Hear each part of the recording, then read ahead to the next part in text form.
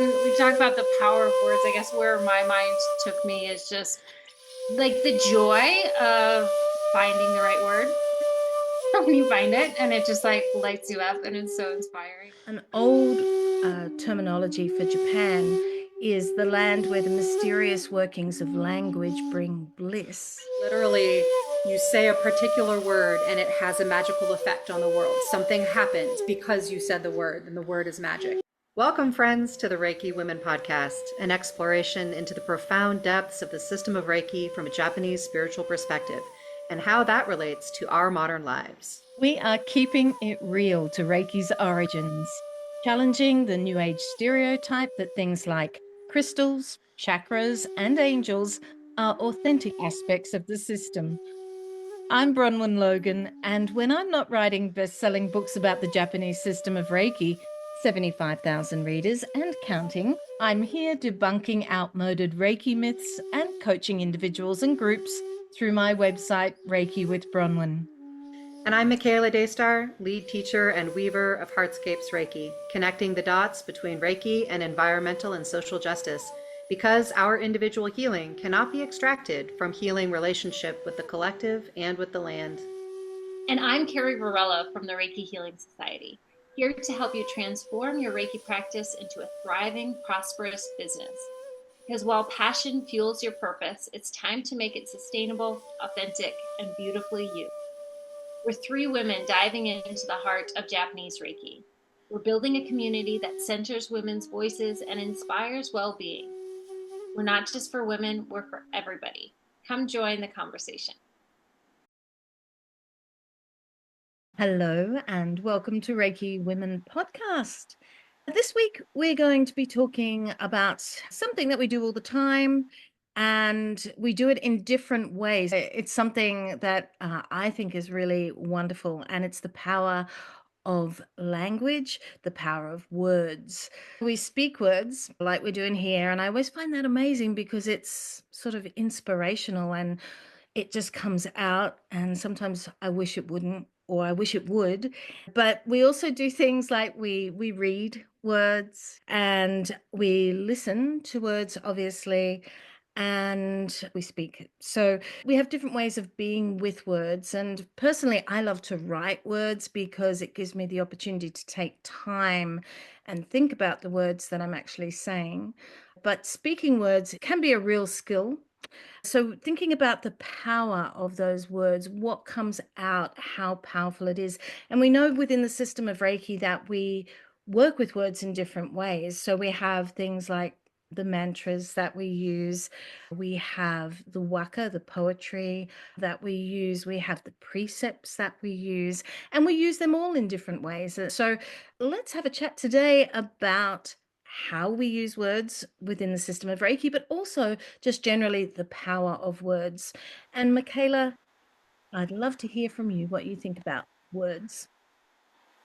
Yeah, it's such an enticing topic to to many people, but I'm a recovering academic. I come from a family of writers. I do a lot of talking for a living, in terms of teaching, in terms of creating content. And so, this inquiry into the power of words is really juicy for me. And, certainly both the practical, logistical, commonplace way that we use language in our life and the power of that, and then the mystical side of how we use words within the system of Reiki and other systems of spiritual practice. And of course, I love the places where these things come together. And, kind of where I wanted to start was thinking about our conversation last week about, whether or not we bring our political viewpoints, our personal values, our beliefs about the way the world should be and things happening in the world, whether or not those types of topics have a place in our Reiki practice and in the way that we, share Reiki, represent Reiki out to the world. And I loved the conversation we had last week about that. It was so engaging for me. If y'all did not catch it, jump on back to that video, that recording. It's a really good one. And for me, as I kind of reflected on that conversation, what really came forward was the way in which the mystical kind of comes into my choices around the words that I use in my Reiki practice. And I think about the principle of Sanmitsu, the three mysteries of our body, our energy, our voice, and our mind. The way that our body is the most tangible, kind of direct point of contact that we have with the world to experience ourselves and our connection to the world. The mind is this intangible, ephemeral way in which we experience ourselves and our connection to the world. And then our voice or our energy is this beautiful, semi-tangible, semi-permeable bridge between the two that has such interesting, unique qualities of both the body and the mind.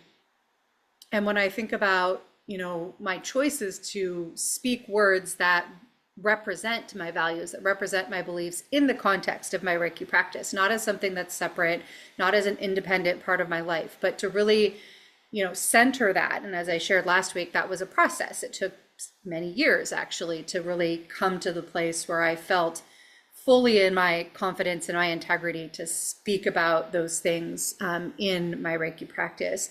That in a way, that's really been a journey of coming into that aspect of Sanmitsu, of integrating, my body, the choices that I make with what I do and how I, use my actions in the world, my mind, the things that I imagine, the things that I dream of, that I hope for, the ideas that I have, the thoughts that I have, the things that matter to me, and then how I bring that into being, through speech, through voice, through speaking what feels true to me.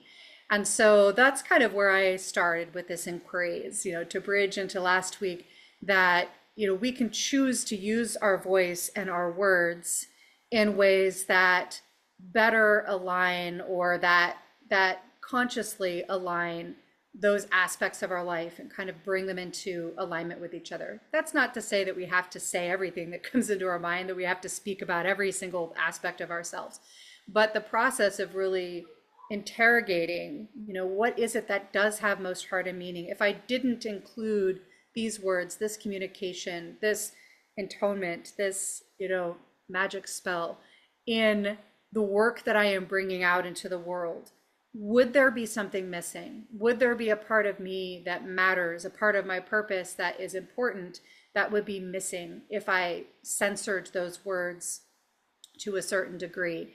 Whereas, perhaps there's other forms of words that it just wouldn't matter that much whether or not I said them, or that would be a distraction. So that's kind of where I started, is like that blending together of the mystical and the logistical in my work. And, thinking about the conversation that we had last week. There's so many different directions that my mind goes with this topic. So I'm going to just pause it right there, keep it relatively simple for now, and pass it over to Carrie. Yeah, thanks for that. That was such a good introduction, I think, and such a good way to drop into this conversation on the power of words. It really brought a different spin, and I love that you brought in the kotodama aspect and using the voice. And, for me, that's just a reflection back to the Reiki kanji as well, right? That those three boxes, they can mean a prayer. And how we have conversation, and how we have that conversation both with ourselves and with spirit and with others, like how well we're communicating. So when we talk about the power of words, I guess where my mind took me is just like the joy of finding the right word when you find it, and it just like lights you up, and it's so inspiring, and it's like, I found the right word, and it just, the right word expresses everything, or drops us into a deeper, like you were saying, Michaela, like a more mystical or spiritual, energetic, emotional connection to what we're talking about. And examples of some words that are inspiring me. Well, first of all, I feel like the right word, especially when I'm sharing a practice with like a yoga class, or with a Reiki class or a Reiki practice, is I think of a word as like kind of like a grain of sand that you'd put inside of an oyster. And it's just like this kind of way of like sitting with it, and it has its own power, its own energy, and it's kind of transforming our inner state into that pearl, something to reflect on, something to, anchor or give direction and purpose to our practice. So that's always, really fun. And so the words that I've been really inspired about lately is when I was doing my Reiki mentorship program, designing that, the word that really just came to being was emerging, like the process of emerging as an emerging Reiki practitioner, and really reflecting to me that I'm always in a state of emerging, that the spiritual journey is this ever unfolding path. And there's these new things that are emerging, and then there's other things that are kind of falling away as we move through that journey. And it just really speaks so much to me of just wanting to support other people in that process of emerging, especially maybe that initial connection to Reiki, finding that connection to Reiki, and then embarking on becoming a Reiki practitioner, offering it professionally. It's such a deep, intense process. The epitome of the pathless land, right? And so but I really just truly believe we need more support in that process and that emergence. And just in general, the practice of emerging, it's been part of my spiritual practice, because it's just it's also reflecting back to this emergence of spirit, where we're practicing something, and then it's the practice becomes real and alive. There's something else on the other line that we're really connecting to. And anyway, so that's the word that's bringing all the poetry into my life and my practice right now. There's other ones too. So I have an upcoming workshop called Decolonize Your Reiki Practice. And I really spun around finding the right word for that course and how to describe it, because on a simplistic level, I really wanted to call it How to Decolonize Your Reiki Practice. And I realized that just really missed the mark in terms of the content inside of that work, which is the content inside of that work is that you can never really let's just check that off the to-do list. Decolonize my Reiki practice. It's no, it's this ongoing work of reflecting on power and race and gender and society, and how that shows up in healing spaces, and how we can intentionally bring that in, and support ourselves and support other people who have lived in marginalized communities. So there's no how to process in that. There's no just follow XYZ steps. It's actually a deeply interpersonal process that is reflective of our own life journey, our own ancestry, so many different layers. So, so there's two sides to this coin, right? It's the right word, and then the word that misses the mark a little bit, that it's an off key. And I think in our podcast, we've talked plenty of those kind of off key words that, I think invite us into a deeper questioning, and a deeper inquiry about what those words mean, and our assumptions around what those words mean. One of which is being, what does it mean to be a Reiki master? What does it mean to channel Reiki energy? Is that what we're really doing inside of a Reiki session, or in the context of potentially a Reiki, initiation or Reiju? And then that brings up another word, is attunement. Is attunement what's happening inside of a Reiju? That's a Western word. But where did that come from? And, in my own studies of this, kind of came across that it was Takata students that changed it from initiation to attunement. And there's a different vibe, a different energy between attunement and initiation. And I can understand, I always tell my clients this, and Reiki students when I'm teaching a Reiki course, is an initiation is not some really bad sorority fraternity thing. So there might be some context within that word, that holds some baggage of some, some need to explore the languaging more so that we're on the same level as to like what that means.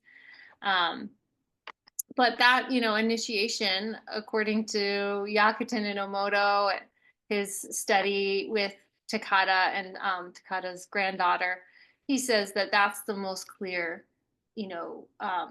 translation of Reiju to English is initiation into the power of Reiki healing. At least that's my study of it, right? So, when we give ourselves that flexibility with words, maybe to describe something different, I think all within the context of Reiki, we have to explore like, well, how does that change the meaning for ourselves? How does that change or could disconnect us from the lineage of Reiki? And then what does that do for our students as well? So, yeah, I think these are all the thoughts that kind of come to me when I talk about the power of words. And I'll leave it to you, Bronwen. I know you spoke up about being like, maybe this sometimes gets a little snotty or self-righteous or something like that as well. But, I think anybody else on the Reiki path, we need to explore these things and we need to discover our own truth, even if it's different than what my truth ends up being or your truth ends up being, is that we need to, I think, foster that respectful dialogue. Yeah, I love that. And for me, it's so important. I have a question for you, Carrie. So is a pearl made from a piece of sand? If you have an oyster and you have a bit of sand go in, does that make a pearl? Yeah. Over time, yeah. Wow, I didn't know that's where it came from. Okay. Yeah. That's beautiful, which relates Yeah. highly to the idea that we were just talking about, and that's why you brought it up, obviously. But if I think about the seed of something, going back and finding the real truth, which sort of goes back to what we were talking about last week with politics, as Michaela was saying, finding our own truth, speaking truth, and what is that truth? How do we make those truths? Within the system of Reiki, we've always had issues because for the three of us here, we're not Japanese and it is a Japanese practice. And so trying to go back into that is incredibly difficult. For me, I can only pick up things from that I just absolutely love because it is a different culture and it affects how we do things in a different way. An old terminology for Japan is the land where the mysterious workings of language bring bliss.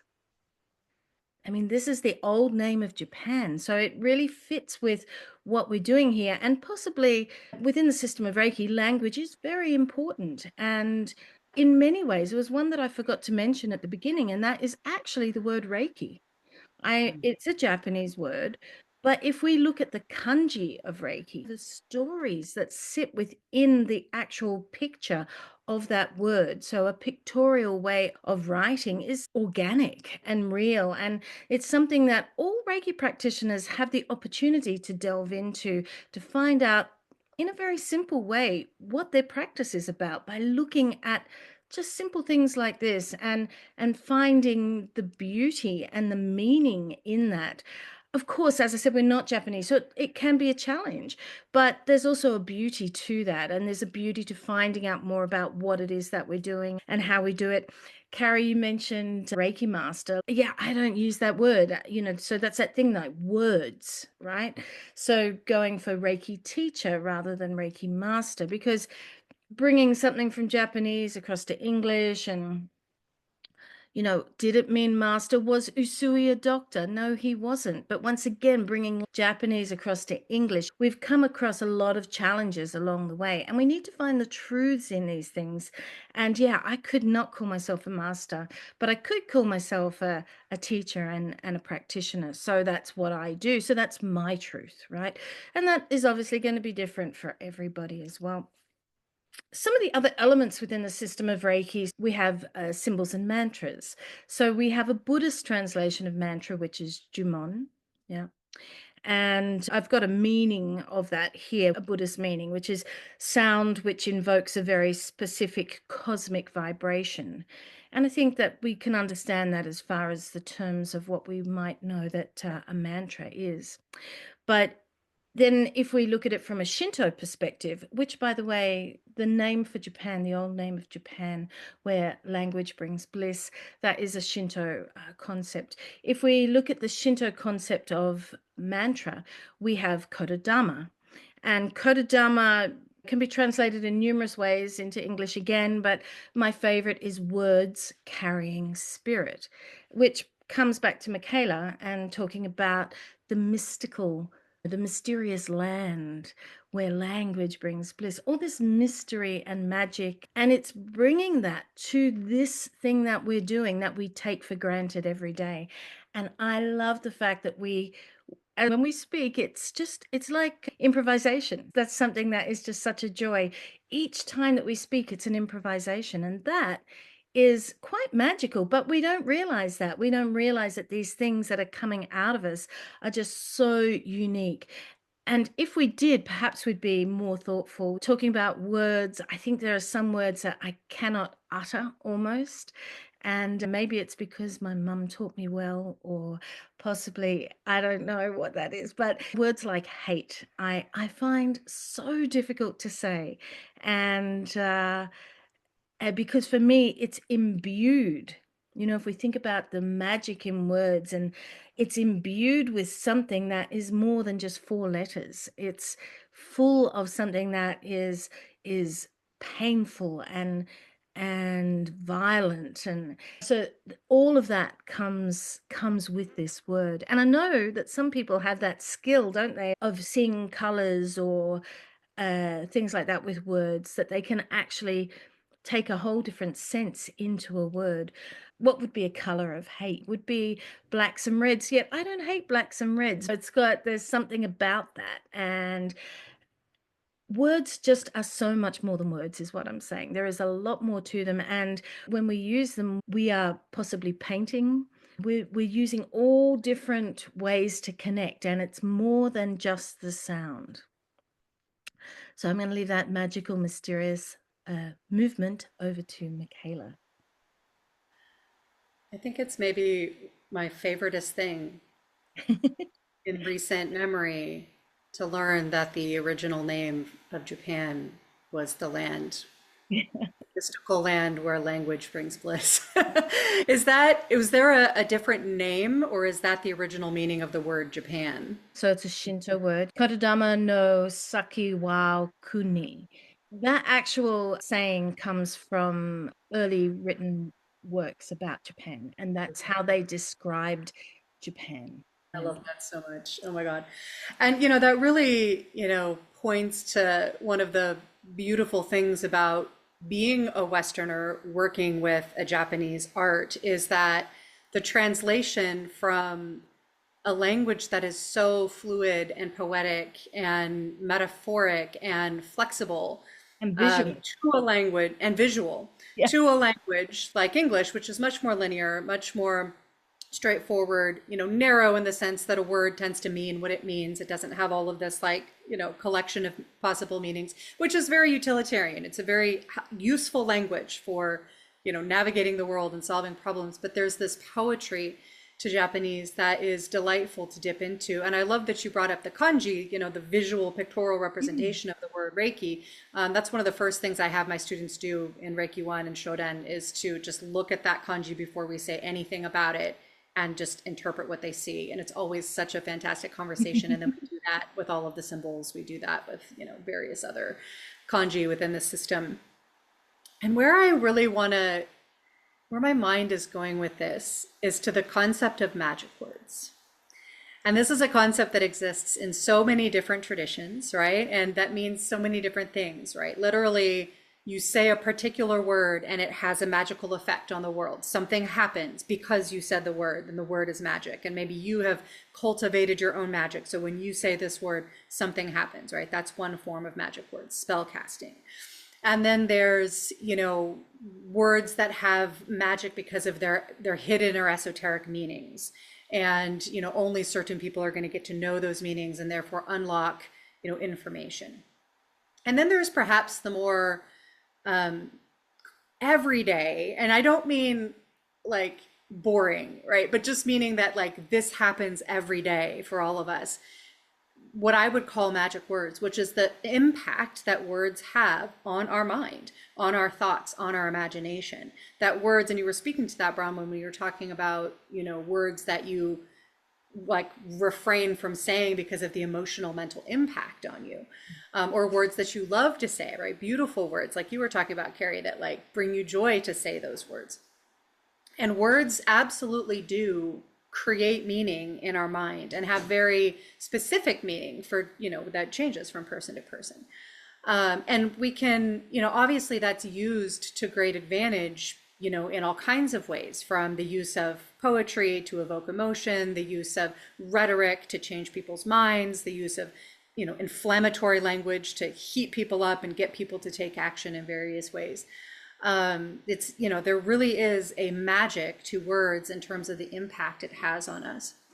And, where that's really been alive for me lately, especially as we think about the times that we're in, which we talked a bit about in last week's conversation, is, the way that when we're in stressful, challenging times of any kind, it's natural that we're going to pay attention to the things that are distressing us, the things that feel dangerous or inflammatory or difficult.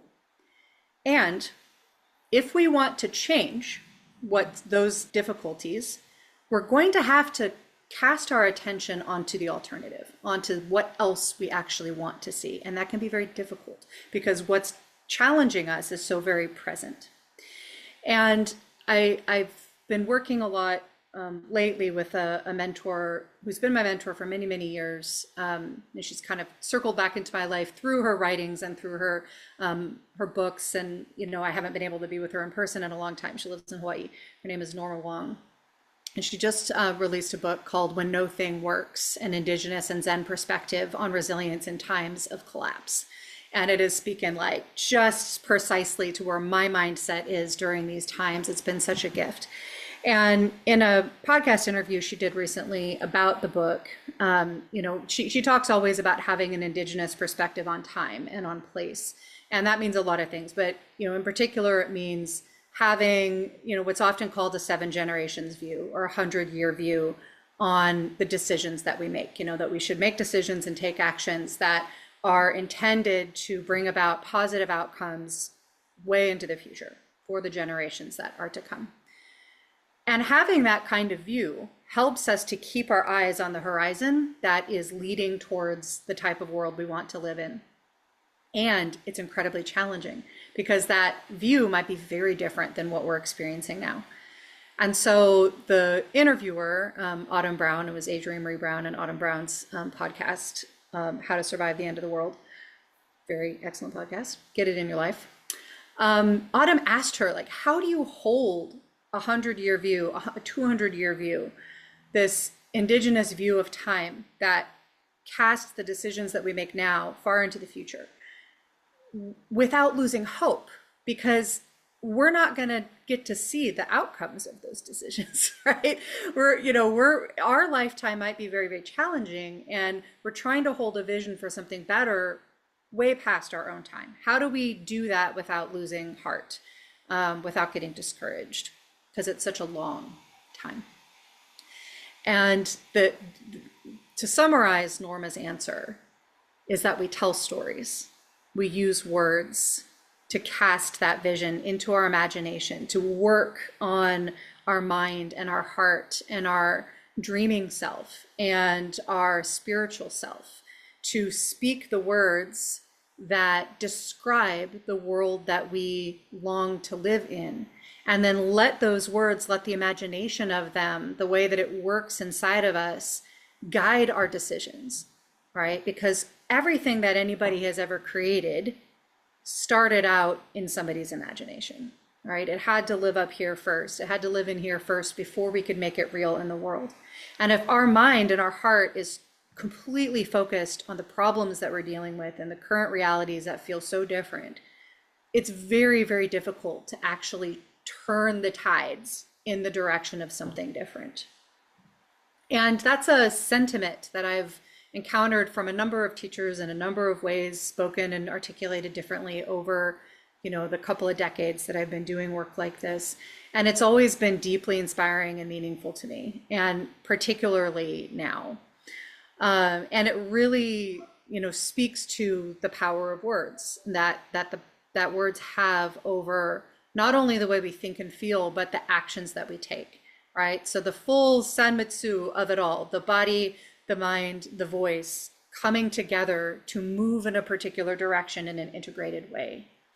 And for me, that's the way that this esoteric principle from the foundations of Reiki, sanmitsu, kotodama, right? The magic words of speaking something that has a very particular cosmic vibration, and therefore, moves us towards that vibration or brings that vibration alive within us. That's how those principles are alive in my life right now.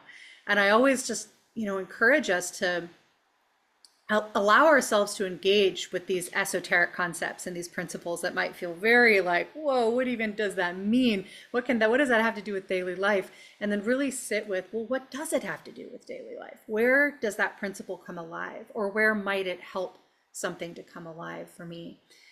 And so, from there, I just want to say, because this podcast is brought to you today and all the days by the three of us and the work that the three of us do in the world, I am going to take that comment, that story about storytelling, to just share something that I have coming up, and then I'd love to pass it over to the two of you to share anything you'd like to about what you all have coming up. But I've created a monthly group called the Storycasters Loom, weaving our stories of the far horizon. And it's a free space. We're going to meet monthly to be guided through Reiki-based practices that help us to imagine the world that we want to live in, and then in a ritual circle space, tell those stories and weave them together to help us keep front of mind something different than what we might be experiencing, and then let that inform our next right step. What's the next thing that we feel called to do in our lives, and to balance, actions we're taking today with the vision that we have for 100, 200 years from now. And to play with that, to see what that does for our imagination, just to be with it. It's an experiment. So I invite all of you, dear listeners, to join us on a future Storycasters Loom. That information will be down below. And I'm going to kick it off with a longer, low-cost offering that's a 2-hour class that introduces that concept in detail, and then also gives us practices for dealing with the sometimes intense discomfort that can happen when we try to hold those two opposing things, this vision and this current reality, when we try to hold that in the same body, the same little mind. So all of that will be at my website, linked down below. And I'd love to know what y'all have coming up that you would like to share with our dear listeners. Wow, Michaela, that just sounds so gorgeous. I love that offering. It's brilliant. It's really brilliant. And so cool how you've taken these concepts and really made something beautiful from it. So really excited about that offering. I kind of already mentioned the main offering that's on my plate right now is decolonized Reiki practice. So it's a 2-hour in-depth discussion about what decolonization is and how you can use the principles and weave them into your practice to bring more diversity, equity, inclusion in your practice, and be mindful of how, different landscapes of gender, race, and our own experiences of life, how they impact us on that healing level, and look a little bit more pragmatically as well about, assumptions and words and meanings that come up inside of Reiki spaces that might be, either offensive or challenging or not inclusive to a person of color or somebody of indigenous descent, or has different ideas or has a different identity around their gender. So it's really interesting. Deep work. I think it's deep work. It does invite us to look at things that we probably don't want to look at. but nevertheless to name them and work through them and bring those into our Reiki practice so that we are not just speaking to, our own viewpoint, in the world, and just being more respectful that there's other points of views, including, like you were saying, Michaela, indigenous knowledge and so many different perspectives. So how do we really honor that inside of a healing practice that is designed and meant to be open and accessible to all people? So that's what I've got in my workshop right now. What do you got going on, Bronwen? Well, before I do that, yeah, that's fantastic what you're both doing, actually. I was just thinking about like my parents, well, probably especially my father that came from the country and was quite racist, but he was a really open man. And I think that he would have hated to have been called racist in a way, but he came from a generation where that was okay, if you like, right? That's why it's so good to do things like what you guys are doing, because it actually helps us to just take a different perspective on what we're doing, and maybe what we're doing isn't really appropriate, and yet it's not because we're intentioned badly, but it's just that we don't know any better. And I love that, and I think that courses like that really help us all to step forward. Thank you. I've got coming up a web class in a couple of weeks, and it's called the Magico Spiritual. This links in beautifully with today, actually. The Magico Spiritual Language of Hands. And it's about mudras in the system of Reiki, but also just mudras in everyday life. So mudras are hand gestures and how we use them within the system of Reiki, but where they come from a Japanese perspective, but also where that all comes from. What is it about hands that's so special? I know we use them for hands-on healing, but there's a lot more to how we actually use our hands and why we use our hands. So all the different ways that we use our hands, but what that actually means and how it can actually, having that awareness, help us be better Reiki practitioners. It's a web class in 3 weeks. Yeah, good. Carrie, I think. Yeah, what was really interesting to me that kind of came up in that conversation that you shared, Michaela, was just that when I was in Japan, we were traveling to a Japanese shrine, and the main monk of the shrine was kind of showing us around and sharing with us a little bit more about Goma, or fire practice, and that what that entails, and what the Japanese perspective on that is. And what he said was, so what one of the things that you often do in a Goma ceremony, or priests do, so when you go to a shrine in Japan, is that you tend to write an intention on a piece of wood, and then you give it to the shrine, and then the priest takes them and includes them in a fire ceremony, so burning them in fire, along with mantra and chanting and a ceremony. And there's probably very many layers of meaning, from that particular shrine and whatever practice they're engaging in. So all of that, I love learning about that kind of stuff. It's just always super fascinating to me. But one of the things that the monk shared with us was that our intentions point us in the direction of our pure heart and mind. And when we write out intentions and we make an intention, is that there's some meaning inside of that too, So sometimes the words can be like the surface level. And then with deeper inquiry, we get more clear about where those intentions really come from. So for an example is maybe, a not so great intention is the one that's like really if you uncover underneath it, it might be driven by jealousy or comparison or lack of self-worth, or not feeling worthy.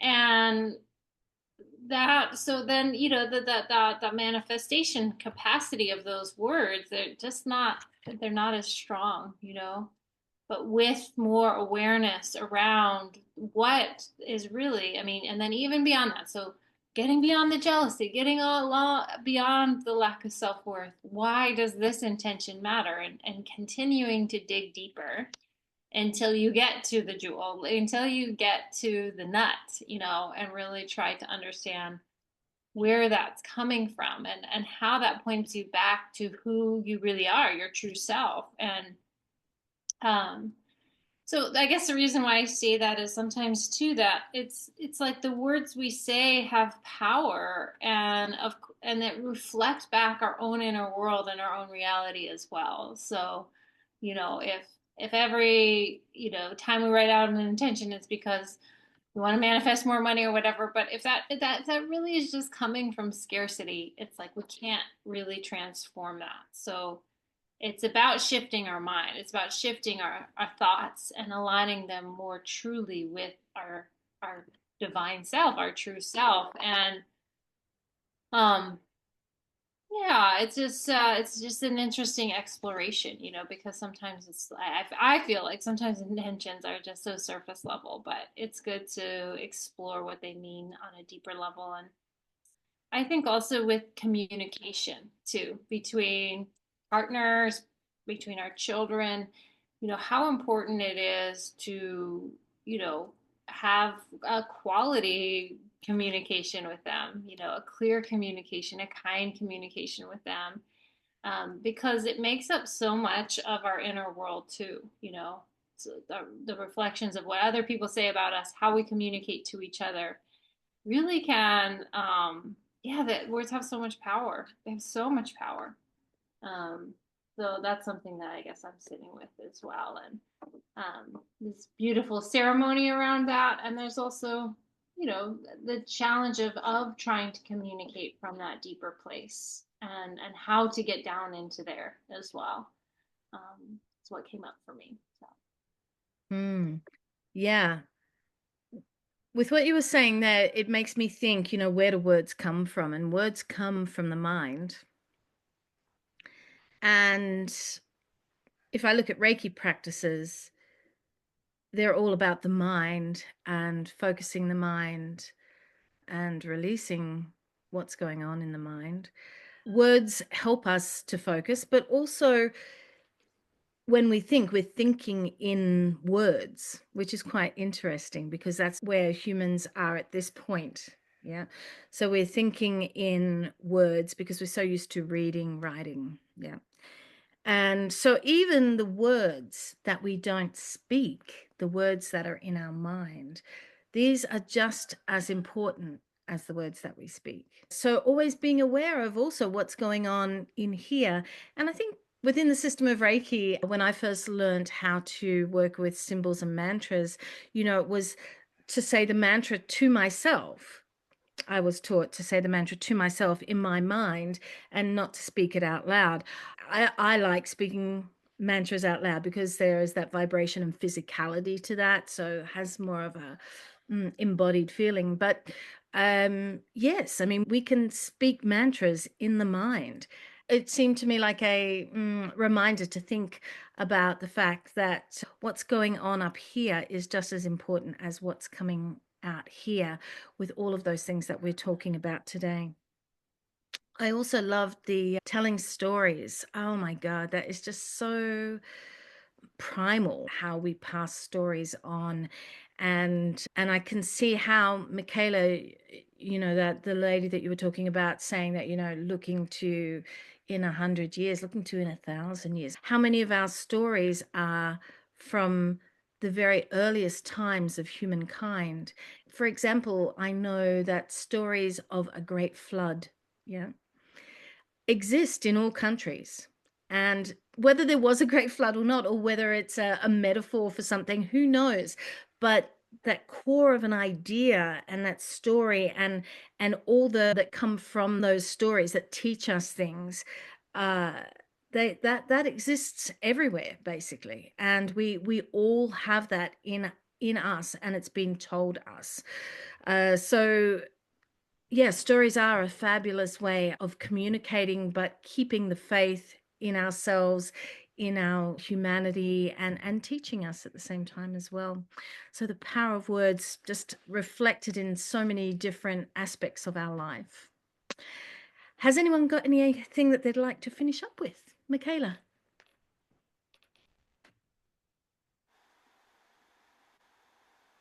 Two things.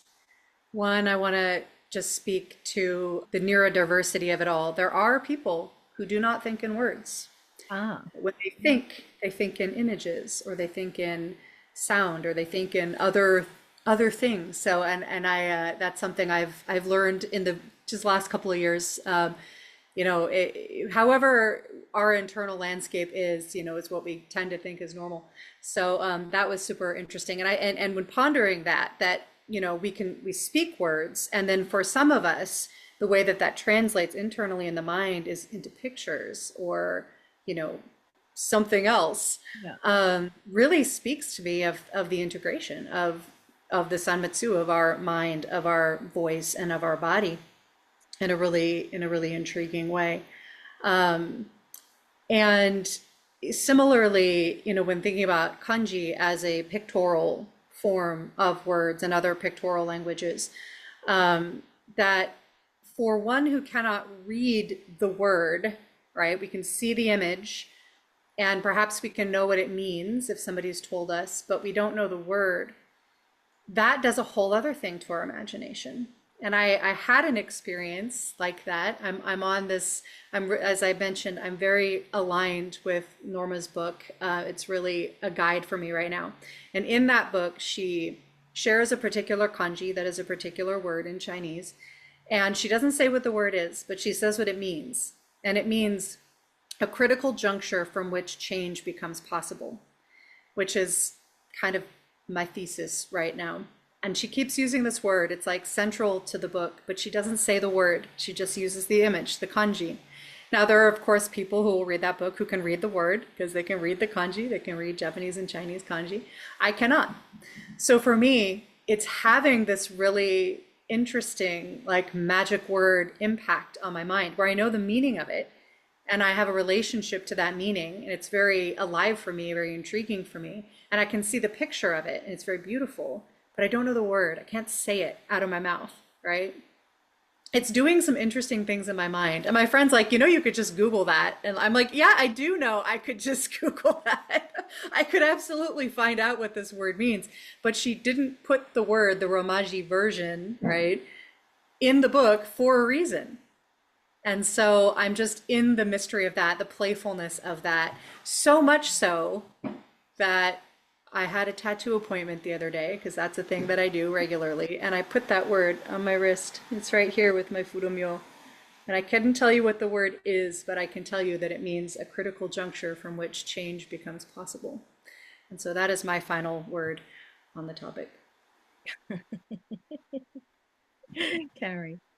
Oh, well, that took me away. I don't remember what my final words are on this topic of these words. Well, I think it's just a reminder. This has just been a really beautiful conversation. So I'm really grateful for each of you. I feel very inspired by it, and I think that that's really what sits at the heart of this for me is how do we find that inspiration in our work and what we're doing, and reminding ourselves of a long-term impact. So thank you so much for sharing that, Michaela. Like reminding ourselves what 100 years looks like. And this was it. Okay, came back to me. Okay, good. Was it yesterday? Maybe 2 days ago was the anniversary of Yusui Sensei's passing, and it's been 99 years. And it's been a real reflection for me, first of all, because my business, Reiki Healing Society, was really born around like the 100-year anniversary of Reiki, which is about 4 years ago. And then, Yusui's passing, and, the power of one person's life to create something new or to create something that is a real gift to humanity. And we're all living in that creative process that, and So I guess I'm just thinking and offering a lot of respect to you, Sui, as always, but just really putting myself in his shoes, and how powerful it is to be a trailblazer, but also how hard it is. It's like really hard to follow your own bliss and follow your path, and be really committed to that, even when if it looks different than what dominant culture is and society is telling you to do. So yeah, feeling grateful for that. And yeah, I just hope that this conversation inspires you, dear listener, all of us, whoever is listening to this point and the podcast. And love to hear from you about the words that are inspiring you at the moment. Yeah. Coming out of all of that, it did make me think about the word kokoro. The thing about the word kokoro, Michaela, is that I can never really define that word into a word, right? So it's a Japanese word. Can it be put into an English word? And possibly your juncture kanji maybe lives better, like as you said, right? The word kokoro, it can mean, sometimes they call it mind, sometimes they call it heart, sometimes they call it heart mind. It can have a lot of different simple meanings, but they don't really, for me, express what that is. And the kokoro of something is the heart of something, but it's a blending of more than just the heart. And so it brings to mind a feeling. And I think that's a really beautiful thing about words, is that they have so many different layers to them, and so many different feelings can be evoked from a word. So powerful. Thank you so much, everyone. Do subscribe and do follow us, and you will get notifications when our next podcast is, which should be in a week's time. And what's next week's topic? It's where we put our energy. We'll be putting our energy to that next week, and we look forward to seeing you again. Bye for now.